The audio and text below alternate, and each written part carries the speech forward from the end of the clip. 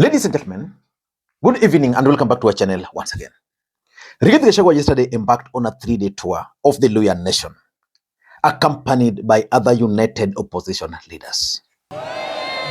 Shikamori oi! Mulembe! Mulembe Fosi! Mulembe Rundi! Mulembe Te! Mulembe Soa! Mulembe Mia! Hamjambo! Majirani wakilio muko salama. Rigiji amefika. And for me, that tour by Rigathi Gachagua and the team is significant, politically speaking, because that's going to be the last political rally Rigathi Gachagua will be holding until he fulfills the promise of delivering a single presidential candidate to face William Ruto in 2027. Nearly 10 million people who will lead from the front to identify a single presidential candidate to face President William Ruto. From our corner, we have two plans, Plan A and B, that we shall discuss with the stakeholders for 45 days. You will not see me anywhere in public rallies. I'll be doing Munyoro, doing very, very serious, extensive consultations, because this is critical for the country. It's extremely critical for the country. And the reception has been massive. It began with Kisumu.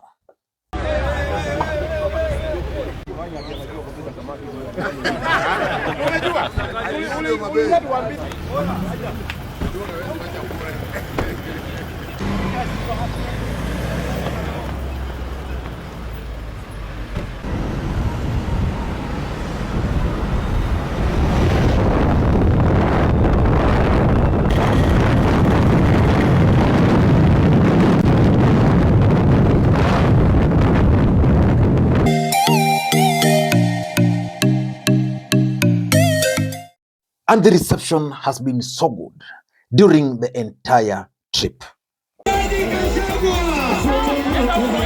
Wetana Musalia wanauza nyinyi bei ya jioni. Wacha nione harambee. Wewe Ruto wewe. Wewe Kasongo. Wewe Kaongo. Wewe Zakayo. Wewe Mwifi. Wewe muuaji. Wewe mtu ya Singapore. Wewe mtu ya kutenga. Kasongo aende asiende. Kasongo aende asiende. Wacha nione anasema Kasongo aende, Kasongo aende, Kasongo aende. In this video, I want us to look at that trip, particularly the fact that Rigathi Gachagua is part of it and why it is significant, politically speaking. Before I do that, in case you're watching this channel for the first time, please take a second or two, click that subscribe button so that next time we produce a video like this, YouTube will automatically notify you. Ladies and gentlemen, why is this event or trip or tour by Rigathi Gachagua significant? Number one, I think Rigathi Gachagua's main intention of this trip, after the court made that ruling, is purely to destroy William Ruto. And if you've been listening to Rigathi Gachagua's speech during the entire tour, his message is directed at one man, William Samoei Arap Ruto. I want to tell William Ruto, and I don't want to sound naughty, but I want to be very realistic. You cannot cure diarrhea by stitching the anus. You cannot. Uwezi. Kama mtu na hara, uwezi shona mkundu. Sindio? Si itaendelea kuguruma. The problem uko nayo William Ruto, kuzuia sisi kuongelesha Waluhya, you are not solving any problem. Shida ni ya kwamba hii Waluhya wamejua yeye ni muongo. Umewatumia vibaya, umewadharau. So hata ukikataza tuwaongelesha Kakamega, kuna kitu umebadilisha? Ameweka GSU ati tusiongeleshe watu Kakamega. Na hata di watu wamekasirika zaidi, wanasema one time. Wewe ukitaka kujua how to deal with diarrhea is to deal with the real issue. What is causing their stomach to be upset? Don't deal with a simplistic and you are trying to block the exit. It cannot help. Because tumbo imekorogeka, si ndio? Eh? So Number two, there is something which Rigathi Gachagua is trying to do. And I'm not so sure whether William Ruto and the team are seeing it. But it's very dangerous. If they're not careful, it is actually going to bury ODM and it's also going to bury UDA. The cousins politics. Rigathi Gachagua is advancing the politics of the cousins, the Kamba, that is the Bantus, the Kisses Bantus, the Luhyas Bantus, and of course Mount Kenya. If you top up, if you will manage to consolidate those voting bloc, tell me how William Ruto will defeat them. Let's assume Rigathi will succeed, because Rigathi is a very lethal politician. Let's assume he will succeed in convincing the Kikuyus, the Kambas, and the Luhyas that if you elect Kalonzo, you shall have succeeded in electing a cousin. If you elect Sifuna, you shall have succeeded in electing a cousin. The truth is, as things stand today, Rigathi has an upper hand. Weta na Musalia wanauza nyinyi bei ya jioni. Wacha nione harambee. Wewe Ruto wewe. Wewe Kasongo. Wewe Kaongo. Wewe Zakayo. Wewe MVP. Wewe muuaji. Wewe mtu ya Singapore. Against the president. Because there is nothing he's losing. So you can call Rigathi Gachagua a tribalist. I don't know how then you call him if he's talking of these cousins. But assuming you just want to call him a tribalist, you will call him that. But politics are about numbers. And that brand of politics is actually gaining roots in the Republic of Kenya today. So for me, Rigathi's intention is to advance that cousins politics, because that's where the numbers lies. And since his mission is to stop Ruto, that's why he's doing it. Number 3 is the visibility. You see, Rigathi Gachagua is going to take some break from public engagement. And of course, we also know very clearly and very well that during that period, Rigathi will be meeting people at Wamunyoro. But he needed the visibility before disappearing. And then after that, Rigathi will even come back with another story for visibility.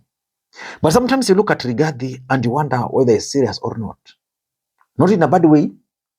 But Rigathi Gachagua went to the US. He told Kenyans he was going to go there for how many weeks. He didn't. The other day he made some promises here, which again, after some time, he didn't. He went to the UK, again made promises, oh, he's going to stay there, blah, blah. He had to come back to the country. So the truth is, the visibility is what Rigathi needs. And that's exactly what has sustained Rigathi Gachagua's politics. Rigathi has managed to dominate our headlines and has enjoyed publicity because that's exactly what he wants. Number 4, which is very important, I think Rigathi Gachagua wanted to gauge the reaction of the mountain towards him. There's something which happened. There was a by-election in Kakamega, was it Kesa Ward? And the DCP candidate surprisingly won. And since that time, Rigathi has not gone really to the Luhya nation to thank them. Was it because of the hatred for ODM? Was it the hatred for UDA? Was it the hatred for which other party? So he wants to go there and see, because the mountain has accepted him. His next focus, the Luhya nation. How are they going to receive him? Are they going to heckle him? How is the reception going to be? That's exactly what Rigathi is trying to do. And lastly, I'm looking at this as part of the united opposition strategy to try and consolidate their support base. The truth of the matter is that there is the Edwin Sifuna factor, there's the Rigathi Gachagua factor, or the united opposition. Now, how can they defeat Ruto? By consolidating. So, what are some of their strongholds as we speak? You talk of the Mulembe Nation because of Sifuna. You talk of the Mountain because of Rigathi.